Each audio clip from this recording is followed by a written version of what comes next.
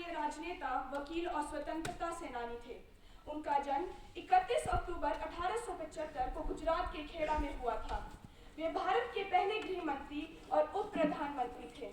उन्हें भारतीय एकता के शिल्पकार के रूप में जाना जाता है। सरदार पटेल ने किसानों के लिए पहला सत्याग्रह किया, जिसको जाना जाता है बारडोली सत्याग्रह से। तो आइए नजर डालते हैं बारडोली सत्याग्रह पर।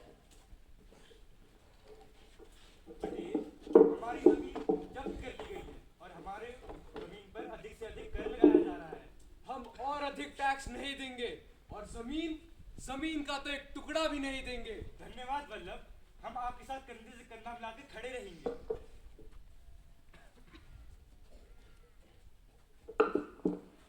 पटेल आंदोलन का नेतृत्व करते हैं और अंग्रेजी हुकूमत अपना डिसीजन वापस लेती है। पटेल, तुमने किसानों की मदद कर बहुत अच्छा काम किया। मैं तुम्हें सरदार की उपाधि देता हूँ। आइए अब आपको दिखाते हैं स्वतंत्रता संग्राम में सरदार वल्लभ भाई पटेल का योगदान। सरदार वल्लभ भाई पटेल 1931 में भारतीय राष्ट्रीय कांग्रेस के अध्यक्ष बने थे। उन्होंने इस पद पर रहते हुए भारतीय स्वतंत्रता संग्राम में महत्वपूर्ण भूमिका निभाई थी और देश की एकता और अखंडता के लिए काम किया। गांधी जी, सरदार पटेल और नेहरू एक बैठक में बैठे थे। हमें भारत की आजादी के लिए कुछ करना होगा। कैसे बापू, कैसे? अंग्रेजों के पास बहुत शक्तियां हैं और उनके पास बहुत ज्यादा सैनिक भी हैं। इसे मैं देख लूंगा। अपने देश के सैनिकों को मैं एक साथ ले आऊंगा और इसमें पूरा देश मेरा साथ देगा। मेरे देश को एकजुट करना मेरा काम है। ठीक है पटेल, मुझे तुम पर पूरा भरोसा है और हमें ये करना होगा। 1940 में जिन्ना के नेतृत्व में मुस्लिम लीग ने लाहौर प्रस्ताव पारित किया। सरदार पटेल ने विभिन्न धर्मों के लोगों के साथ एक बैठक की।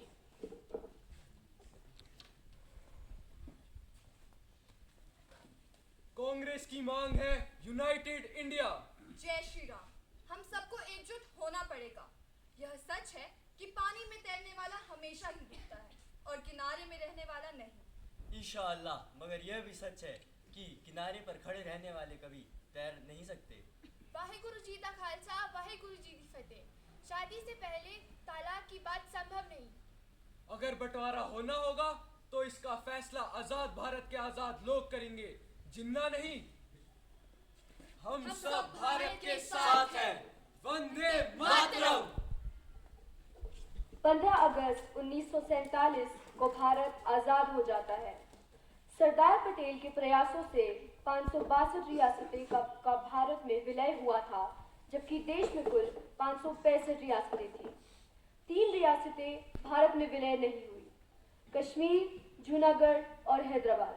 आइए जानते हैं जूनागढ़ को भारत में कैसे शामिल किया गया। मैं जूनागढ़ का नवाब ये ऐलान करता हूँ कि हम पाकिस्तान में शामिल होंगे, भारत में नहीं। मैं सरकार को आदेश देता हूँ, जूनागढ़ और उसके आसपास के क्षेत्रों में खान पान की सप्लाई रोक दी जाए। हम जूनागढ़ की कोई सहायता नहीं करेंगे। 9 नवंबर 1947 को भारतीय सेना ने जूनागढ़ पर नियंत्रण कर लिया और नवाब पाकिस्तान भाग गया। अब मुझे पाकिस्तान ही भागना होगा। पटेल जी, जूनागढ़ की अधिकांश आबादी हिंदू है। हम भारत में ही रहना चाहते हैं। इसके लिए आप जनमत संग्रह करवा दो। इसके बाद 20 फरवरी 1948 को जूनागढ़ में जनमत संग्रह कराया गया, जिसमें 99% लोगों ने भारत में शामिल होने के पक्ष में मतदान किया।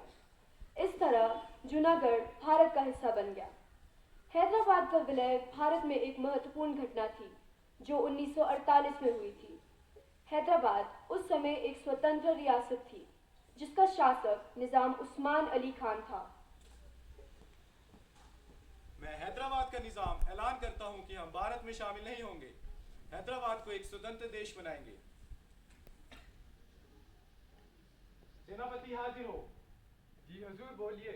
मैं सेना को आदेश देता हूँ कि कल भारत के खिलाफ आक्रमण के लिए तैयार हो जाओ। जी हुजूर। मेजर जनरल चौधरी, सेना को तैयार करो। हम कल हैदराबाद पर हमला करेंगे। Yes sir. सैनिकों, हमें कल हैदराबाद पर हमला करना होगा और इस मिशन का नाम होगा ऑपरेशन पोलो। Yes sir. भारतीय सेना ने हैदराबाद की सेना को आसानी से हरा दिया और 17 सितंबर 1948 को हैदराबाद का विलय भारत में हो गया। निजाम ने आत्मसमर्पण कर लिया और हैदराबाद भारत का एक राज्य बन गया। हमें भारत की हुकूमत कबूल है। आपका स्वागत है।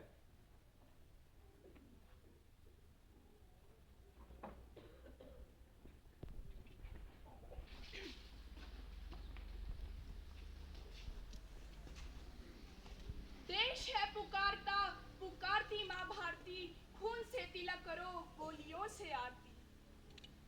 भारत माता की जय।